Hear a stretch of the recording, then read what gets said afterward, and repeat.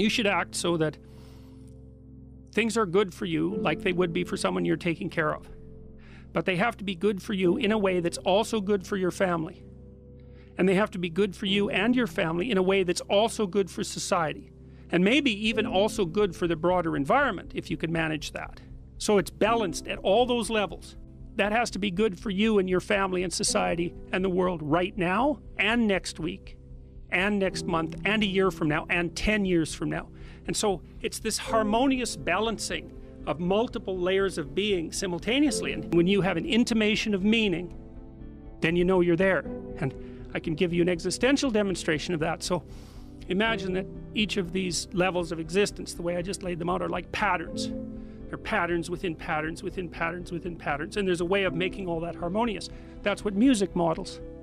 That's why music is so meaningful. You know, you take a beautiful orchestral composition, and all the instruments are doing different things at different levels, but they all flow together harmoniously, and you're right in the middle of that as a listener, and it fills you with a sense of, it's almost like a sense of religious awe, even if you're a punk rock nihilist, you know. And the reason for that is because the music is modeling the manner of being that's harmonious. It's the proper way to exist. And religious writings, in the deepest sense, so those are archetypal writings, are guidelines to that mode of being. So they're not true like scientific truth is true.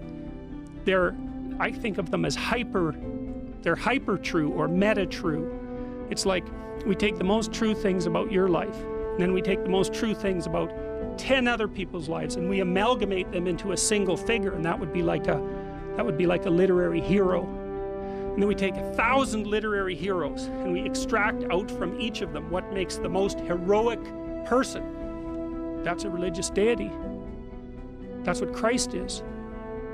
He's a meta hero, and that sits at the bottom of Western civilization. These stories, they come up everywhere. There's no avoiding them, and it's because they're true. But they're not true like scientific truths. They're a behavioral truth, or a pragmatic truth, or a dramatic truth.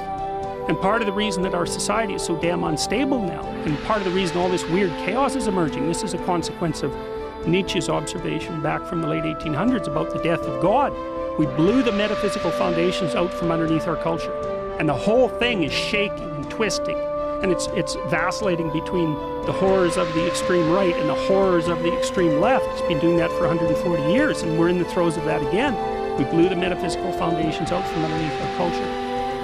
That collective process that you described, whereby an entire group of people comes together to decide what the central religious text is. I mean, on the one hand, you can think of that as the gerrymandering of a religious process. Maybe that's something that's only devoted towards the acquisition of power. But on the other hand, you can think of it as the collective imagination attempting to build an exemplary drama that everyone can act out. And it's in acting out that exemplary drama that we are actually able to interact in a civilized and productive manner.